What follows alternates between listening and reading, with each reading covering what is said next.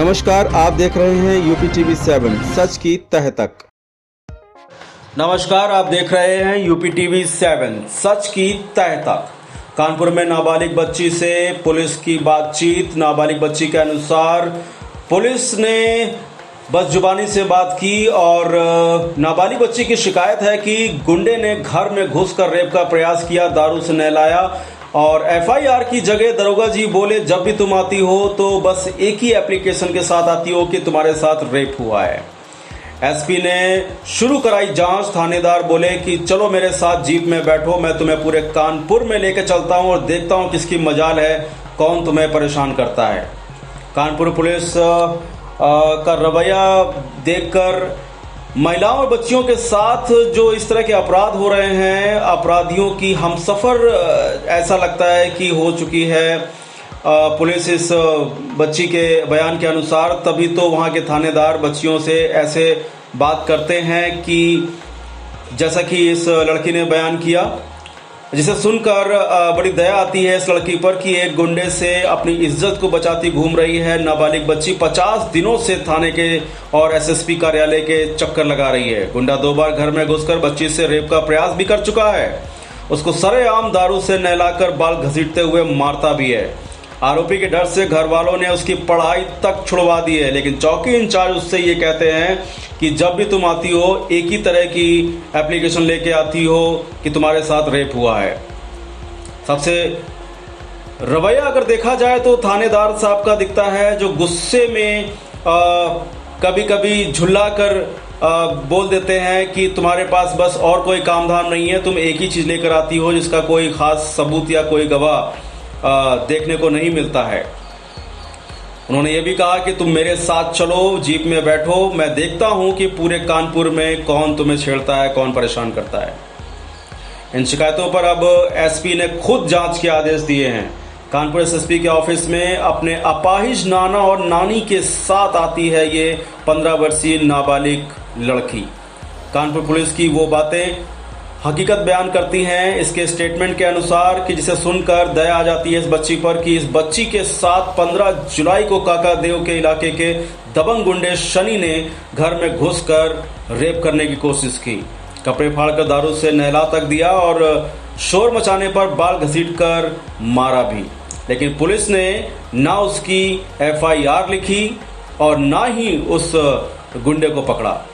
उल्टा सिर्फ मारपीट की हल्की धाराओं के केस दर्ज करके मामले को ठंडा करने का प्रयास किया, ऐसा इस लड़की का स्टेटमेंट है। और हैरानी देखिए कि लड़की जब शिकायत करने एसएसपी के यहाँ पहुंची तो थानेदार से लेकर चौकी इंचार्ज तक भड़क गए। नानी का आरोप है कि जब हम थानेदार कौशल के पास गए थे तो वो गुस्सा हो गए। उन्होंने कहा कि तुमको लड़के छेड़ते रहते हैं और तुम्हारे पास कोई भी पुख्ता सबूत नहीं है, इसलिए तुम मेरे साथ बैठो, मेरे साथ चलो, पूरे कानपुर में मैं तुम्हें लेके चलता हूं और देखता हूं तुम्हारी कौन तुमसे छेड़छाड़ करता है, कौन तुम्हें परेशान करता है। तो बच्ची ने बताया कि मैंने उन लोगों के चक्कर में पढ़ाई छोड़ दी। शनि कहता है कि अभी भी जाओ, तुमको छोड़ूंगा नहीं, यानी कि अभी तुम कहीं पर भी जाओ तुमको नहीं छोड़ूंगा। जब चौकी जाओ तो दरोगा कहता है कि रेप तो हुआ ही नहीं है तुम्हारे साथ, क्यों बार बार आ रही हो। थाना प्रभारी कहते हैं कि तुमने इस तरह की घटना को बार बार लाने का प्रयास किया है जबकि कोई भी गवाह नहीं है तुम्हारे पास। एसपी साहब ने कहा जाओ हम देखते हैं इस समस्या को। नानी का कहना है, यानी कि बच्ची की नानी का कहना है कि मेरा कोई भी नहीं है, मेरी बच्ची को मोहल्ले का गुंडा शनि छेड़ता है, मैंने उसकी पढ़ाई तक छुड़वा दी है, वह घर में घुस आया, बच्ची के कपड़े फाड़कर रेप करने का कोशिश भी किया और दारू से नहलाया।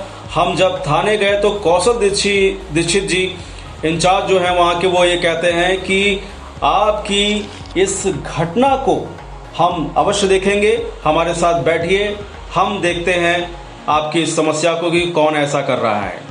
लेकिन चौकी इंचार्ज यह भी कहते हैं कि रेप तो हुआ ही नहीं है।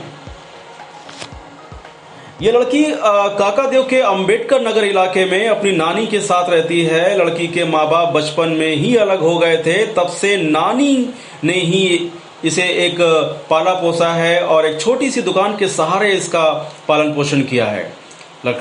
लड़की की बात सुनकर मोहल्ले का दबंग शनि कई बार छिड़कानी कर चुका है, ऐसा लड़की का कहना है। रेप तक करने की कोशिश की गई है। अब पुलिस का खेल देखिए, लड़की को धमका कर रेप प्रयास की जगह केवल मारपीट एवं एफआईआर करने के इस मामले को ठंडा करती दिख रही है पुलिस इस लड़की के स्टेटमेंट के अनुसार। और पुलिस की ढिलाई से शनि अब फिर से लड़की के घर पर आकर नाना नानी को मारता पीटता है और रेप की सरेआम धमकी दे जाता है। परिजनों का कहना है कि हम सभी अधिकारियों को शिकायत करते हैं लेकिन कोई नहीं सुनवाई होती है। चौकी इंचार्ज ने भी इस तरह से बात किया कि नानी नाना इनके संतुष्ट नहीं है उनकी कार्रवाई से। इस बात को लेकर इस लड़की के रिश्तेदारों ने फोन में कुछ रिकॉर्ड भी किया हुआ है, कुछ बातें थाने की जो कि इस लड़की के पास मौजूद हैं, जिसमें लड़की पूरी घटना बताकर कार्रवाई की मांग कर रही है। और चौकी इंचार्ज कह रहे हैं जब भी एप्लीकेशन लेकर आती हो तो सिर्फ और सिर्फ तुम्हारी एक ही शिकायत होती है। इस मामले पर एसपी वेस्ट अनिल कुमार का कहना है कि बच्ची ने शिकायत की है, मैंने एक महिला चौकी इंचार्ज और थानेदार को लड़की की शिकायत पर कार्रवाई करने का आदेश दे दिया है। पुलिस कर्मियों की इस तरह की बातचीत को देखकर कार्रवाई की जाएगी। लड़की की एफआईआर दर्ज करने के आदेश दे दिए गए हैं। आशा दुआ समाज सेविका हैं और वही इस पूरे मामले में समाज सेविका आशा दुआ का कहना है कि जिनके ऊपर अपराधियों पर लगाम लगाने की जिम्मेदारी है वो अगर ऐसा बर्ताव करेंगे तो जनता का पुलिस से भरोसा उठ जाएगा। एक बच्ची ने शिकायत की है कि इन्होंने ही शिकायत किया है कि मैंने एक महिला चौकी इंचार्ज और थानेदार को लड़की की शिकायत पर कार्रवाई का आदेश दिया है। पुलिस कर्मियों की इस तरह की जो बातचीत है उस पर जांच करके कार्रवाई की जाएगी। पुलिस को जनता का रहनुमा माना जाता है लेकिन थाने चौकी स्तर पर आज भी महिलाओं और बच्चियों के साथ पुलिस का रवैया थोड़ा सा बदला हुआ है। ये घटना उसकी हकीकत को बयान करती हैं और ये घटनाएं अक्सर सामने आ रही हैं। इन पर लगाम जभी लगेगी जब आरोपियों के साथ गलत व्यवहार करने वाले जो लोग हैं, जो आरोपी हैं, पुलिस उन पर सख्त से सख्त कार्रवाई की जाएगी। अब देखना यह होगा कि कानपुर पुलिस उस दबंग लड़के को पकड़ती है या उस पर कार्रवाई करती है या किस तरह से इस लड़की को इंसाफ मिलता है। आप जुड़े रहिए यूपी टीवी 7 से, सच की तह। 2 साल पहले जब स्कूल जाती थी तो उन लोगों ने मुझे रास्ते में छेड़ा। सनी लड़का है, उसने मुझे रास्ते में छेड़ा तो मैंने घर पे आके बताया तो इन लोग घर वालों ने कहा रहने तो, अपने घर पे कोई लड़ाई करने वाला नहीं है, पढ़ाई छोड़ दो।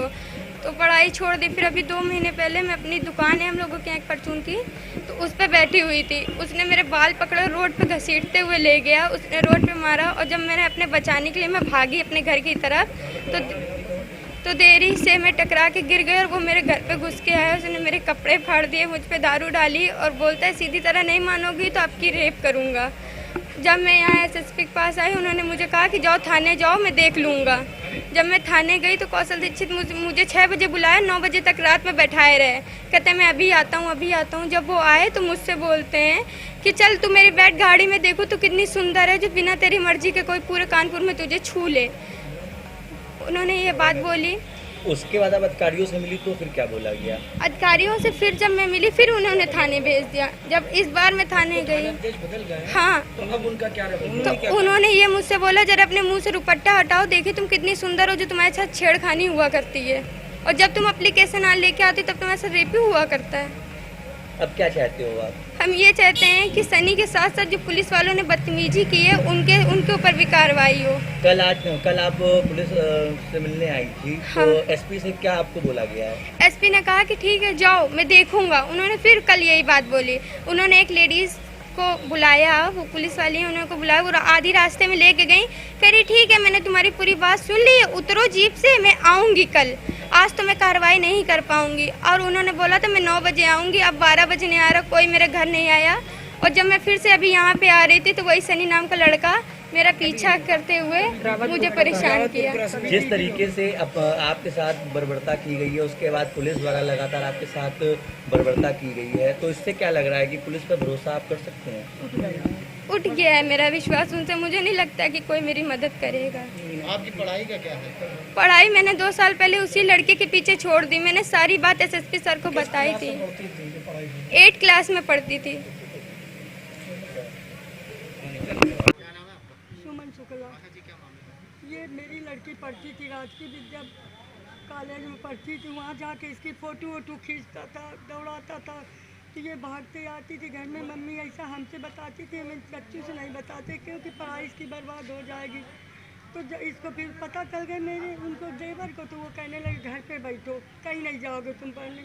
अब जब वहाँ से तो ये अपने घर पे बैठी, कहूँ फ़ोटो खींच रहा है, कलपति ग्रंथ खींच रहा, कहीं तो खींच रहा।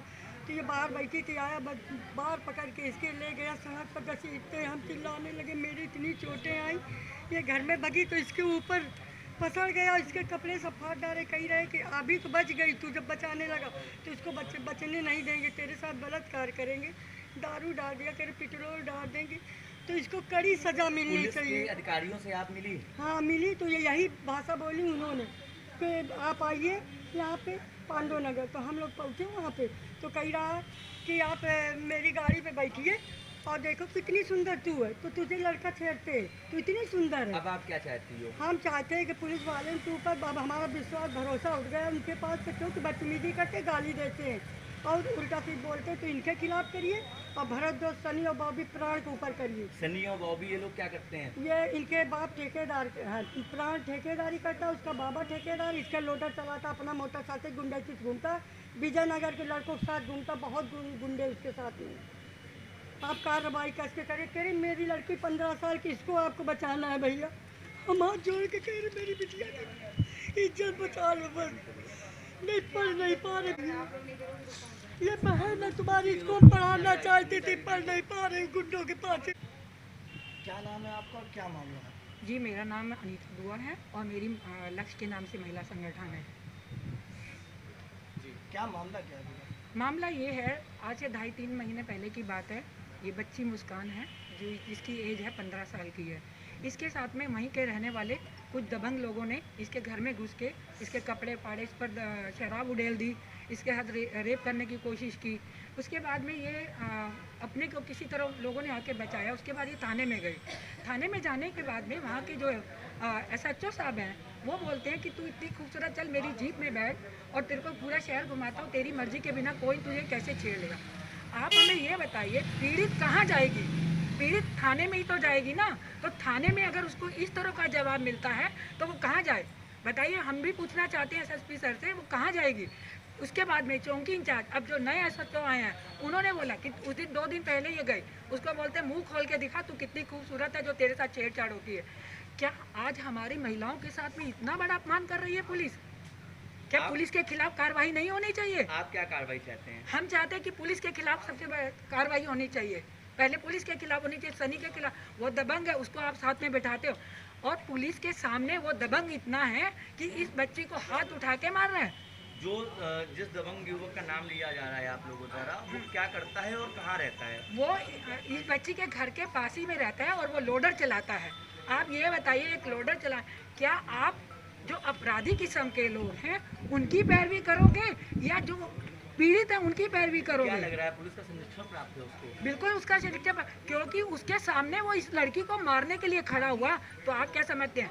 पुलिस की उसके पर हाथ है ना, इसीलिए तो वो इस तरह की कर रहा है। आज अभी जो है रावतपुर से ये अपने घर से यहाँ पर आ रही थी, तो उसने रावतपुर के पीछे इसके पीछा किया, इसकी नानी को चोट भी लग गई। हम रावतपुर पे पहुँचे, हम इनको लेके आए यहाँ तक। तो क्या इतना दबंग है? कल जब ये यहाँ पर आई थी SP साहब के पास में, तो ये इसके नाना घर में थे, तो थाने में उसको बुलाया गया। तो थाने में जब जा रहा था गाली देने लगा। अभी मैं लौट के आता हूँ थाने से, फिर बताऊँगा। तो इसका मतलब क्या माने हम लोग? क्या माने कि पुलिस का संरक्षण है उसको?